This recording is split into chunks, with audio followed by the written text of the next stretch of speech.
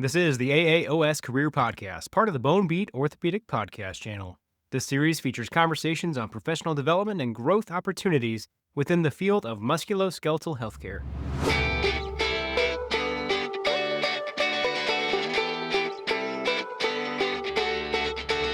Hello, everyone. Welcome to another episode of the AAOS Career Development Podcast.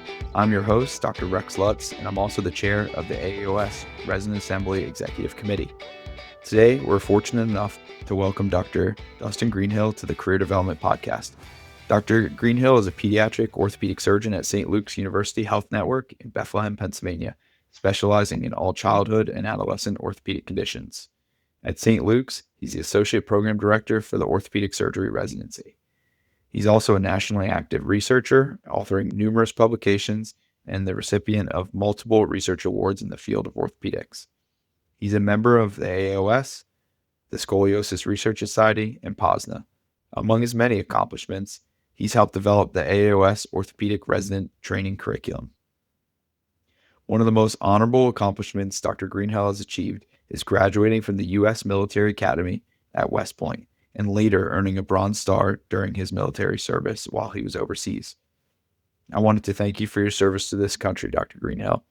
And Dr. Greenhill, welcome and thank you for joining us today. Thanks. All right, Dr. Greenhill, I'm just going to get started, just kind of go through some of your training. So initially you were at West Point for undergraduate. Can you just tell me a little bit about how that transpired? So West Point, actually, I grew up doing sports and I didn't know what West Point was. The coach called me and said, you should check this out. So I got on a plane and I went there and it looked unbelievable, like a great opportunity. I got off the plane, I told my mother I was interested and she was shocked. And after that, the rest is a long story, but that's how I ended up there. Okay. And then it was during that time that you decided to go to medical school and pursue a career in medicine? So I had been raised by parents who always told me, be a doctor, be a lawyer, something like that. I was interested in math. I majored in math. I minored in civil engineering. And then 9/11 happened when I was a junior at West Point. And essentially every one of my friends was about to go to Afghanistan or Iraq. So I did not go straight to med school, largely for that reason. I went in the military. I was a combat engineer. I deployed to Iraq twice. And while I was doing that, my soldiers thought that I was crazy because I was studying for the MCAT, taking biology, taking organic chemistry. And basically, when I came off of those years, I started med school 2 weeks later. Wow, that's incredible. Well, thank you so much for your service. We really appreciate it. So you then went to medical school at Temple and then residency at Temple as well? Yes. My understanding? Yes. I went to Temple for med school. It's a great institution. I liked North Philadelphia, especially after the few years I'd had prior. I met my wife, who wanted to stay local. And as we all know, it's a competitive match, and I was very lucky to stay local. So, yeah, absolutely. That's great. So today's episode is going to be mostly focused on research and just kind of how to formulate your research team, how to motivate others to, residents or medical students to do research, or kind of get everyone together on the same page and how to be productive in the research realm. So, but I guess one other thing I have a question for you is before we get started is, so you're a pediatric orthopedic surgeon.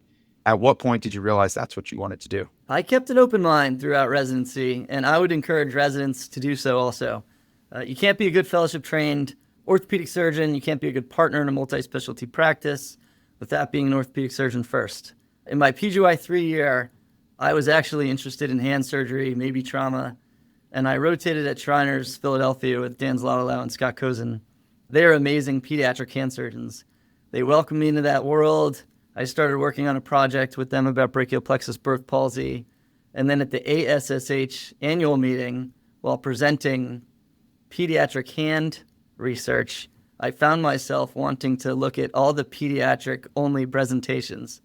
And in addition to many other reasons, that's probably what solidified my love for pediatric orthopedic surgery, just more than hand or trauma alone. But I still like it all. Yeah. And so you still do adult trauma and things like that? So my current job, we are a large health network. We have 16 hospitals, and all the pediatric orthopedic surgery happens at the level 1 adult center. And so I do that. I do level 1 adult call. Okay.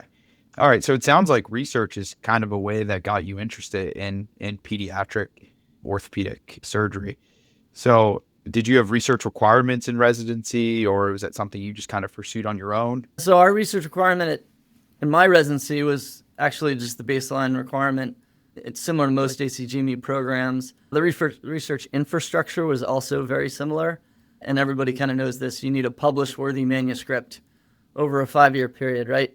Our faculty had some people that did a lot of research, and then it had some people that rightfully focused talents on teaching.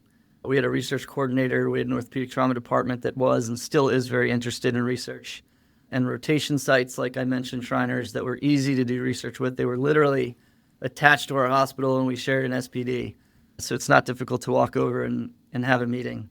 But that's what was available to me. Basically the standard, most residencies, the same thing.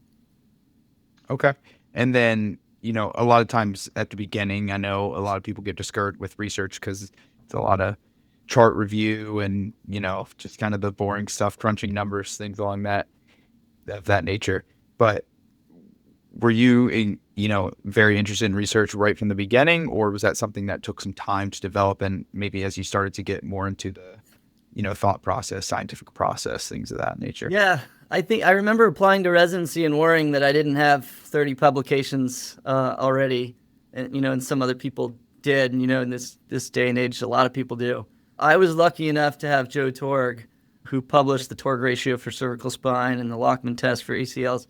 He was one of my mentors as a med student, and he encouraged me to keep trying after I received a very painful rejection from core on the first manuscript I ever tried writing as a medical student. When I read that rejection letter, I basically thought I would never try to write another manuscript again.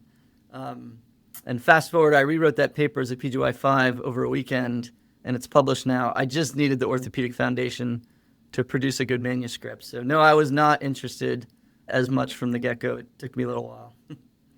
Yeah, that first rejection letter and the many that may follow is often very discouraging, but yeah, it makes it all the more sweeter when you finally got that publication. When I was a PGY3 is when I started that brachial plexus birth palsy database that I'd mentioned with Scott Cozenden's, a lot of Shriners.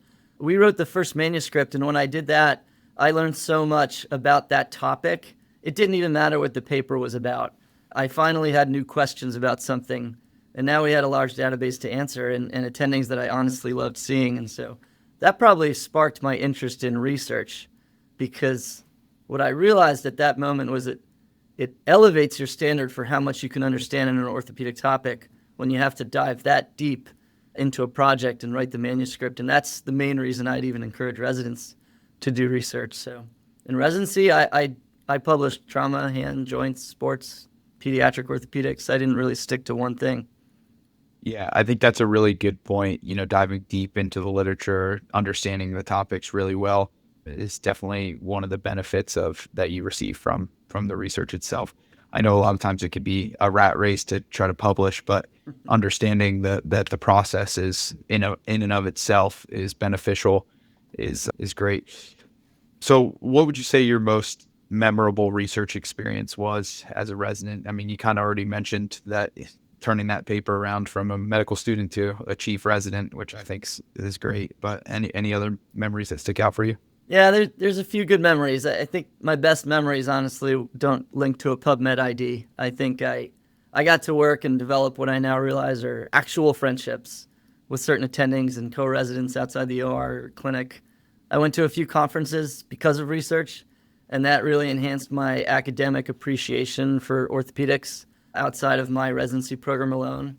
Bad memories, not many, honestly, if there are any. I think if you ask my wife, she would tell you her worst memory of me doing research is that I was trying to write a manuscript while she spent 24 hours in labor giving birth to our first daughter when I was a PGY, so she kind of still hangs that over my head, but I didn't realize how long it took to have a baby. So. For those of you listening, maybe don't take that advice. Yeah, you may get yourself in trouble. Yeah.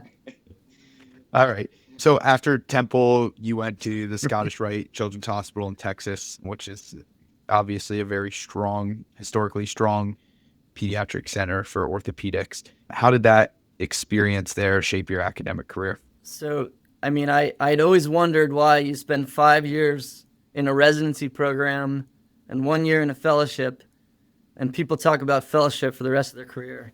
And going to a place like that, it taught me why. I mean, every attending there is so invested in the education of fellows. It's a very fellow-centric place. Tony Herring, one of the people who's responsible for how amazing that place is, used to say that was one of his pillars. If we build a great fellowship and we build a place that wants to educate, then everything we do is going to be right after that.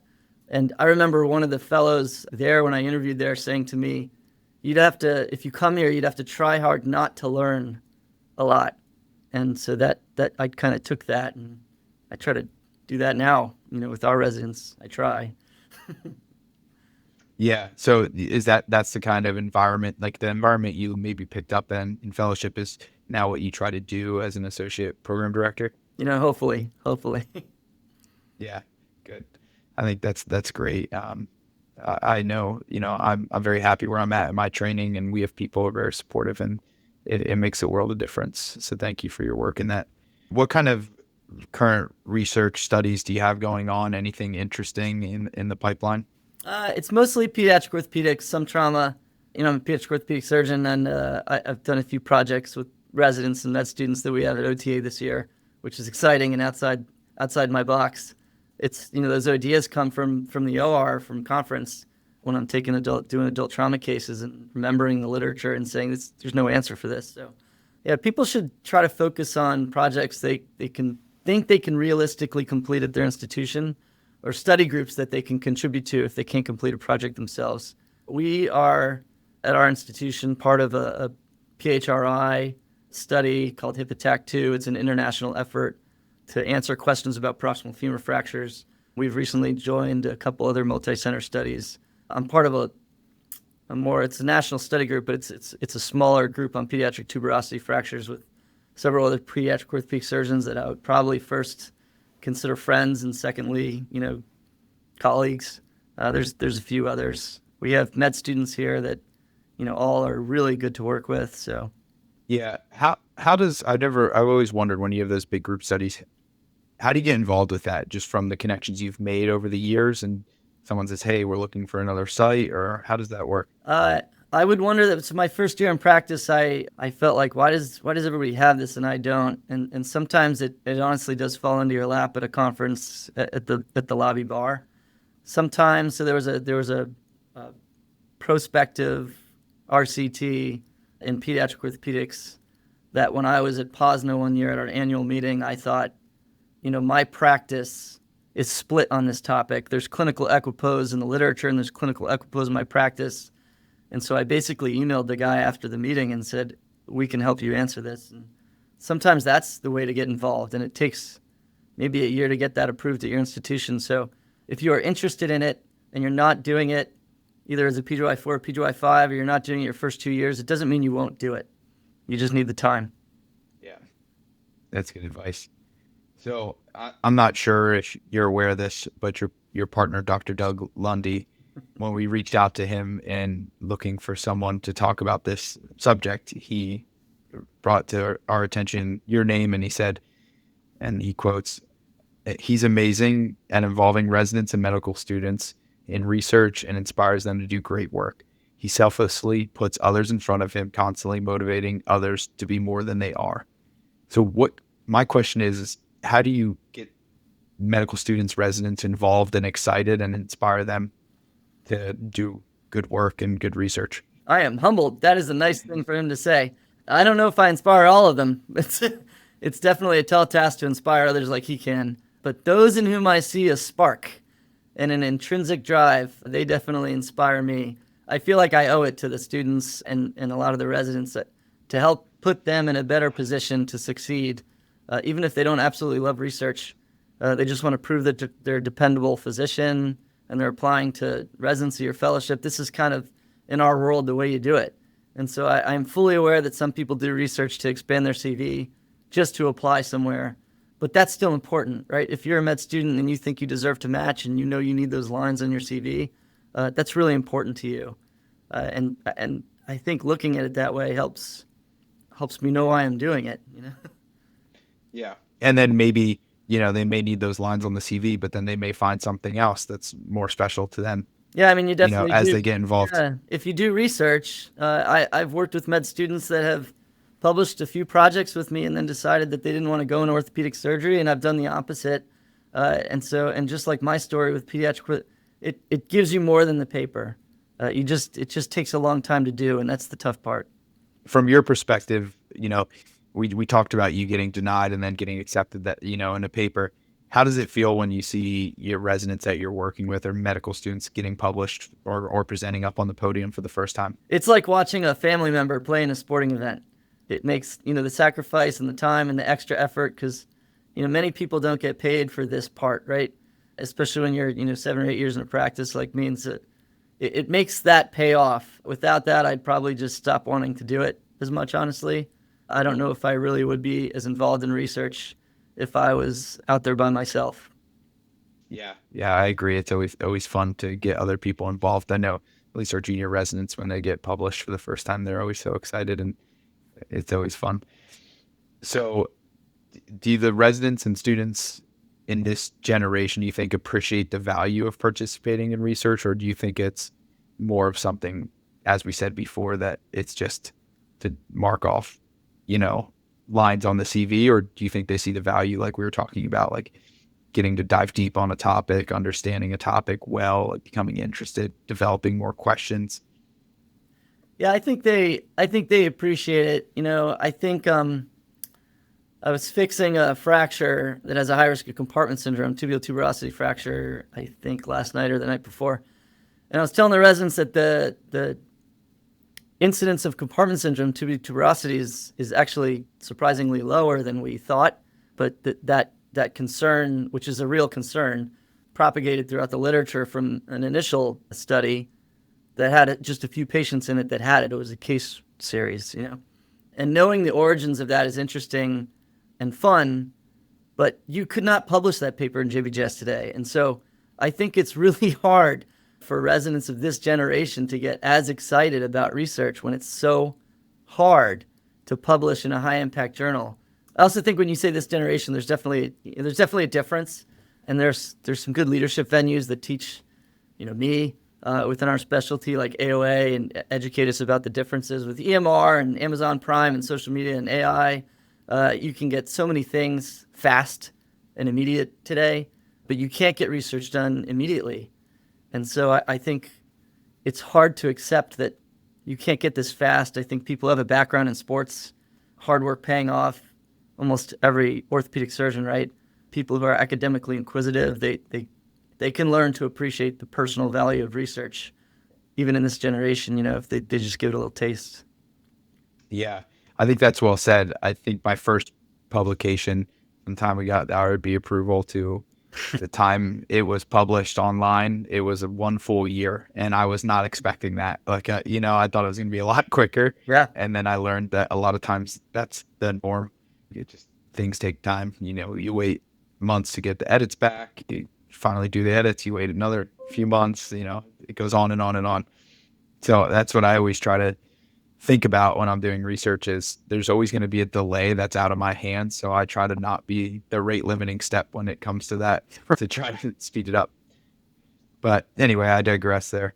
So what would you say the biggest challenges young orthopedic researchers face currently? Definitely project initiation, and maybe, depending on where you are, institutional support. I think most junior residents want to get on a project. They don't have an idea, or there's a project that 3 people are on already, or it takes, they're at a place where the IRB takes 6 months to start. And so I think that's the biggest challenge that people can face. They're hurdles that you can overcome, but they're definitely challenges. Yeah, we have a resident who does a lot of research. She's really successful in it. We're proud of him. His name is Mike Derigatis, and he had a question that he tried to answer internally, and then he wasn't totally satisfied statistically with his answer. And so then he jumped to the AAOS registries and made the answer better. And that's difficult to do. And that, like we were talking about before, You're talking about, I just said in 2 sentences something that's taken him 3 years.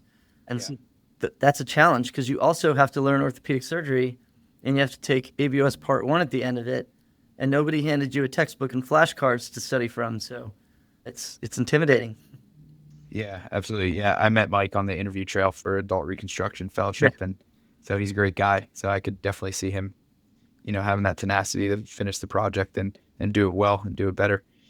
So what kind of things, like how would you say residents should balance research with their academics, with learning surgical skills, everything, all of residency? There's so much, you're getting so much thrown at you.